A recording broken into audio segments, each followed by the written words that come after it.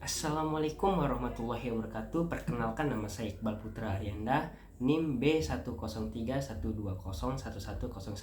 Nah, jadi di sini saya akan menjelaskan hasil analisis laporan tahunan PT Sumber Alvaria Trijaya Tbk. Ini mata kuliah Good Governance. Nah, jadi hasil analisis laporan tahunan PT Sumber Alvaria Trijaya Tbk atau disingkat itu AMRT. Nah, jadi Alfamart adalah sebuah brand minimarket penyedia kebutuhan hidup sehari-hari yang dimiliki oleh PT Sumber Alvaria Trijaya Tbk.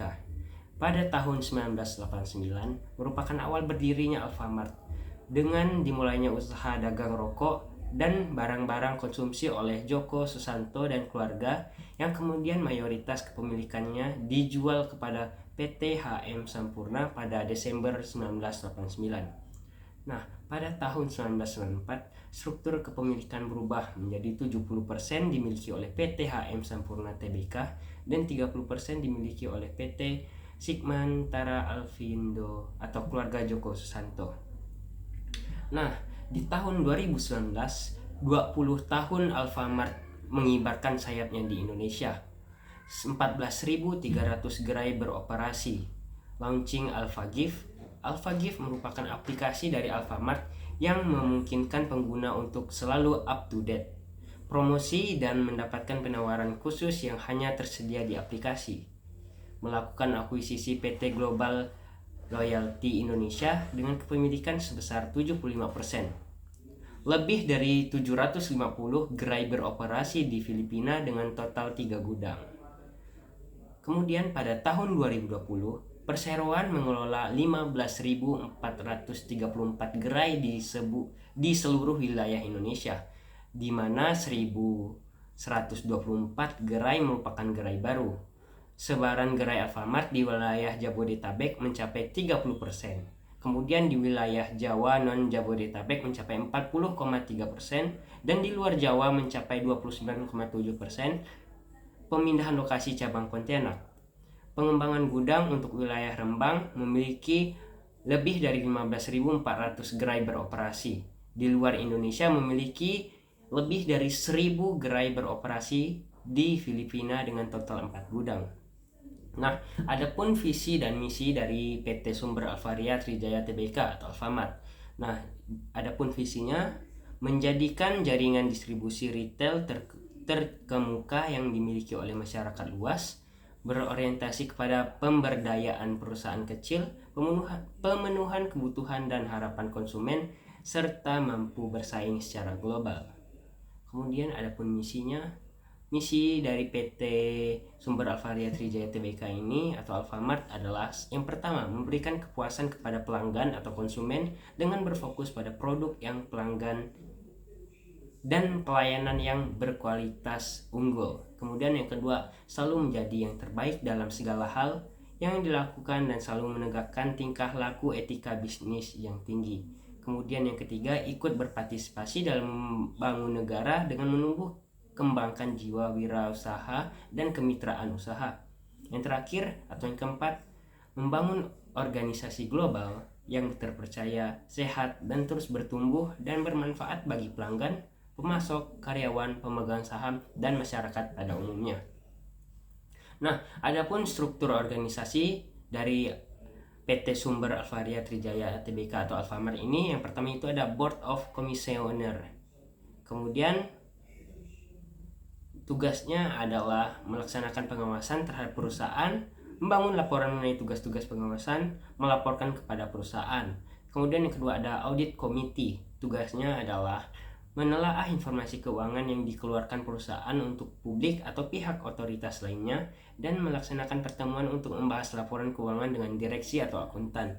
Kemudian melaksanakan pertemuan dengan Dewan Komisaris untuk menyampaikan informasi atau temuan. Kemudian yang terakhir, menelaah kebijakan, manajemen, dan ketaatan perusahaan terhadap peraturan perundang-undangan dan melaksanakan pertemuan dengan kepala divisi dan kunjungan kerja ke fasilitas perusahaan. Kemudian yang ketiga di sini ada Board of Director. Tugasnya adalah memimpin perusahaan, menerbitkan berbagai kebijakan yang ada di perusahaan, mengawasi dan mengelola kegiatan agar menjadi efektif sesuai dengan visi perusahaan, memeriksa dan menyetujui anggaran yang dikeluarkan oleh perusahaan, dan terakhir mengawasi tugas-tugas dari manajer setiap divisi. Yang keempat ada corporate audit. Tugasnya adalah melakukan analisis data laporan keuangan serta buku besar umum serta mengeluarkan serta hutang dan biaya. Kemudian mengembangkan prosedur dan analisis untuk mengidentifikasi tren yang tidak biasa dan anomali antara data-data. Kemudian menerapkan prosedur investigasi dengan tren yang tidak biasa dan anomali untuk disposisi, melakukan interaksi dengan manajer, mendokumentasikan hasil audit dan konsultan, menyajikan kepemimpinan yang tepat, dan mentoring untuk staff corporate audit untuk mencapai tujuan. Kemudian ada Property and Development. Tugasnya adalah mengkoordinasikan dan melakukan kontrol terhadap properti dan lingkungan yang ada di perusahaan, menyusun program untuk controlling properti dan mengevaluasi secara periodik. Kemudian melakukan pengelolaan dokumen yang asli properti. Yang terakhir membuat laporan kegiatan dari divisi. Yang keenam, Human Capital. Tugasnya adalah menyediakan tenaga kerja yang ahli terhadap bidangnya, mengawasi serta memperbaiki mutu karyawan, mengontrol kehadiran karyawan, melakukan dan memproses pengkajian karyawan, dan terakhir membuat laporan kegiatan dari divisi. Kemudian yang ketujuh itu ada bidang operation. Tugasnya adalah memperhatikan atau mengawasi kegiatan operasi yang berjalan, kemudian mengawasi kondisi dari mesin dan peralatan yang ada di perusahaan, membuat rancangan pada produk yang akan dipesan, dan terakhir membuat keputusan harian yang berhubungan dengan kegiatan alpha. Kemudian yang bidang ke-8 itu ada merchandising and procurement. Tugasnya adalah displaying serta menata produk, mengganti produk yang rusak, memeriksa harga jual produk dan kompetitor, memastikan jadwal untuk mengirim barang, memperhatikan kebersihan produk dan pajangan, dan terakhir memberikan informasi mengenai perubahan planogram dan display. Nah, bidang ke-9 ini ada finance. Finance tugasnya adalah menginput pembayaran dari pelanggan serta ke supplier guna memastikan ketepatan waktu dan keakuratan penerimaan maupun pembayaran yang dilakukan. Kemudian menerima dan memeriksa tagihan dari vendor serta merangkapnya. Yang terakhir, membuat, mencetak, dan memastikan tagihan terkirim tepat waktu kepada pelanggan. Nah, bidang yang ke-10 ini ada business development. Tugasnya adalah mengidentifikasi dan menganalisis bentuk kerjasama potensial, membuat laporan kegiatan dari divisi, ikut serta dalam penyusunan strategi perusahaan baik internal maupun eksternal, menjangkau dan melakukan mitra kerjasama guna membangun bisnis. Nah, bidang ke-8 ini ada corporate affair. Tugasnya adalah bertanggung jawab terhadap komunikasi internal dan eksternal, mengurus buletin karyawan, laporan bisnis serta siaran pers, kemudian membuat laporan kegiatan dari divisi. Yang ke-12 itu ada bidang franchise. Tugasnya adalah menyediakan tempat serta modal yang diperlukan tergantung pada waralaba yang akan dibeli, melakukan pembayaran franchise fee serta loyalty fee, menjaga citra produk waralaba, membuat laporan kegiatan dari divisi. Nah, kemudian bidang yang ke-18 itu ada marketing. Tugasnya adalah bertanggung jawab pada pemasaran dan hasil penjualan, membina serta membimbing karyawan yang ada di bagian pemasaran, sebagai koordinator pada produk maupun penjualan, kemudian membuat laporan kegiatan dari divisi. Nah, ini ada bidang terakhir yaitu bidang information technology. Tugasnya adalah membuat dan mengupdate sistem informasi dan aplikasi berbasis komputerisasi, kemudian bertanggung jawab dalam memperbaiki peralatan komputer. Nah, adapun kinerja usaha terkini dari PT Sumber Alvaria Trijaya Tbk atau Alfamart hingga akhir September lalu atau 2020 lalu mampu meningkatkan pendapatan hingga 56,37 triliun atau naik lebih dari 4% dibanding tahun 2019. Emiten pengelola gerai Alfamart membukukan pendapatan 56,37 triliun per September 2020 berdasarkan laporan keuangan Sumber Alvaria Trijaya. Manajemen menyebutkan total pendapatan neto per September 2020 mencapai 56,37 triliun. Nilai itu meningkat 4,17% years on years atau YOY dari 54,11 triliun per September 2019. Sumber pendapatan neto berdasarkan jenis persediaan ialah makanan sebesar 37,46 triliun, bukan makanan 18,88 triliun, dan jasa 18,88 miliar. Laba bruto Alfamart mencapai 11,48 triliun per kuartal 3 2020, naik 6,45% YOY dari sebelumnya 10,78 triliun. Namun laba bersih sumber Alvaria koreksi tipis, yaitu 1,85% YOY menuju 638,4 miliar dari sebelumnya 650,23 miliar. Nah, adapun perlindungan hak pemegang saham. Pada tahun 2020, kebijakan dividen perseroan didasarkan pada ketersediaan kas dan laba ditahan. Setelah memperhitungkan biaya operasional, pengembalian pinjaman, dan pengeluaran barang modal, PT Sumber Alvaria Trijaya Tbk memberikan dividen final, yaitu Rp6,03 per saham, dengan total 250,39 miliar kepada pemegang saham pada Desember 2020.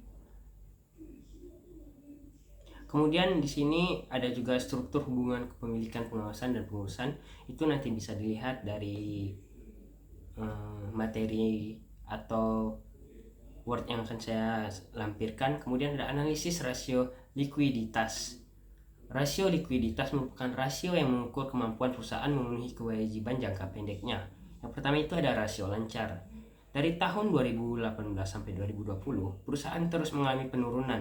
Dari tahun 2018 ke 2019 mengalami penurunan sebesar 3%, sedangkan pada tahun 2019 sampai 2020 mengalami penurunan kembali sebesar 24%. Kenaikan aset lancar ini terutama karena peningkatan kas dan serta kas persediaan neto dan bagian lancar sewa dibayar di muka. Standar rasio keuangan untuk current ratio adalah 200%, di mana suatu perusahaan dikatakan liquid jika rasio perusahaan tersebut di atas standar tersebut. Dengan kata lain, PT Sumber Alvaria Trijaya Tbk belum mampu memenuhi standar rasio keuangan yang ditetapkan. Yang kedua ada rasio cepat atau quick ratio. Pada tahun 2018 sampai 2019, perusahaan mengalami kenaikan sebesar 5%, dan pada tahun 2019 sampai 2020, perusahaan mengalami penurunan sebesar 16%. Standar rasio keuangan untuk rasio cepat adalah 150%, di mana suatu perusahaan dikatakan liquid jika rasio perusahaan tersebut di atas standar tersebut. Dengan kata lain, PT Sumber Alvaria Trijaya Tbk belum mampu memenuhi standar rasio keuangan yang ditetapkan. Meskipun rasio cepat perusahaan mengalami penurunan, namun perusahaan mampu membayar hutang lancarnya dengan jaminan aktiva lancar setelah dikurangi persediaan setiap tahunnya. Kemudian ada rasio kas atau cash ratio. Dari tahun 2018 sampai 2019, rasio perusahaan mengalami penurunan sebesar 11%, sedangkan pada tahun 2019 sampai 2020, rasio perusahaan mengalami penurunan kembali sebesar 5%. Hal ini berarti perusahaan tidak begitu baik dalam mempengaruhi kewajiban jangka pendeknya dengan kas. Standar rasio keuangan untuk rasio kas yang baik yaitu 50%. Berarti perusahaan masih memerlukan waktu untuk membayar kewajiban untuk menjual sebagian dari aktiva lancarnya. Dengan kata lain, PT Sumber Alvaria Trijaya Tbk belum mampu memenuhi standar rasio keuangan yang ditetapkan. Kemudian analisis rasio profitabilitas. Rasio profitabilitas adalah kemampuan perusahaan untuk memperoleh laba dalam hubungannya dengan penjualan, total aktiva maupun modal sendiri. Yang pertama itu ada margin laba bersih atau net profit margin. Berdasarkan rasio margin laba bersih pada tahun 2018, laba bersih dibagi pendapatan sebesar 1%. Pada tahun 2019 mengalami kenaikan sebesar 1,56%, dan di tahun 2020 mengalami penurunan sebesar 1,44%. Tetapi nilai margin laba bersih belum mencapai rata-rata industri rasio ini sebesar 20%. Maka perusahaan masuk ke dalam kategori kurang baik dikarenakan peningkatan pendapatan neto yang terus meningkat. Lanjut, yang kedua, laba atas investasi atau return on investment or ROI. Berdasarkan rasio return on investment pada tahun 2018 dengan laba bersih dibagi dengan total aktiva sebesar 3,02%. pada tahun 2019 mengalami kenaikan 4,75% dan pada tahun 2020 mengalami penurunan sebesar 4,19%. Jika rata-rata industri untuk return on investment ada 30%, berarti perusahaan PT Sumber Alvaria Trijaya Tbk masih kurang karena belum mencapai rasio rata-rata industri, dikarenakan peningkatan total aktiva yang terus meningkat. Kemudian ada laba atas ekuitas atau return on equity atau ROI. Berdasarkan rasio laba atas ekuitas pada tahun 2018, laba bersih dibagi dengan total ekuitas sebesar 11,11%. Pada tahun 2019 mengalami kenaikan 16,54% dan pada tahun 2020 mengalami penurunan sebesar 14,25%. Jika rata-rata industri untuk ROE adalah 40%, berarti perusahaan PT Sumber Alvaria Trijaya Tbk kondisi perusahaan tidak baik karena di bawah rata-rata industri, dikarenakan total ekuitas yang terus meningkat. Kemudian lanjut aktiva rasio aktivitas. Analisis rasio aktivitas. Rasio aktivitas ini digunakan untuk mengetahui seberapa efektif manajemen perusahaan menggunakan aktiva yang dimiliki dalam melaksanakan kegiatan perusahaan. Yang pertama, perputaran total aktiva atau total asset turnover. Berdasarkan rasio perputaran total aktiva pada tahun 2018, di penjualan dibagi total aktiva sebesar 3,01 kali. Pada tahun 2019, rasio mengalami kenaikan 3,4 kali. Pada tahun 2020 mengalami penurunan sebesar 2,92 kali. Standar rasio keuangan untuk total aset turnover adalah sebanyak 2 kali.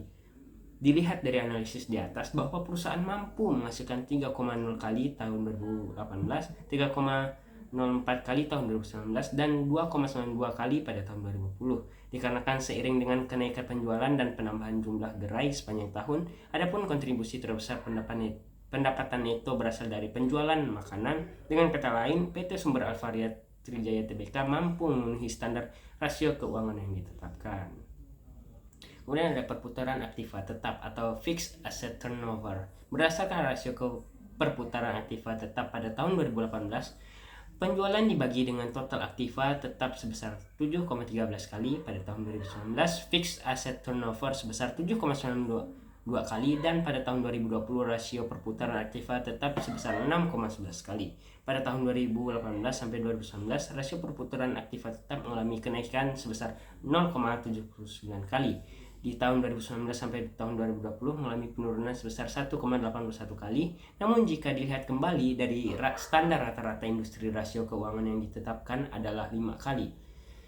Maka perusahaan dalam kategori sangat baik karena melebihi dari 5 kali. Seiring dengan kenaikan penjualan dan penambahan jumlah gerai sepanjang tahun, adapun kontribusi terbesar pendapatan itu berasal dari penjualan makanan. Kemudian hasil analisis rasio keuangan PT Sumber Alvaria Tbk.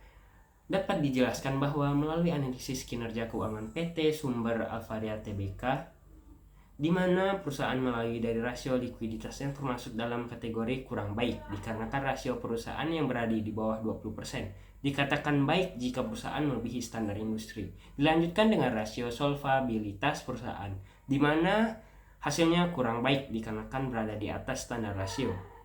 Kemudian untuk kategori rasio aktivitas perusahaan, bahwa dalam keadaan baik. Hal ini dikarenakan rasio perusahaan yang berada di atas rata-rata standar industri rasio, yaitu 5 kali untuk fixed asset turnover dan 2 kali untuk total asset turnover. Dan dilihat dari rasio profitabilitas perusahaan bahwa perusahaan masuk dalam kategori tidak baik dikarenakan rasio net profit margin atau ROI dan ROI-nya. Perusahaan masih berada di bawah 20 untuk net profit margin. ROI untuk 30%, dan dimana ROI memiliki standar rasio yang diterapkan adalah di atas 40%. Nah, sekian penjelasan hasil analisis laporan tahunan dari PT Sumber Alvaria Trijaya Tbk. Kurang lebihnya mohon maaf, jika ada salah kata juga mohon maaf. Saya akhiri, wassalamualaikum warahmatullahi wabarakatuh.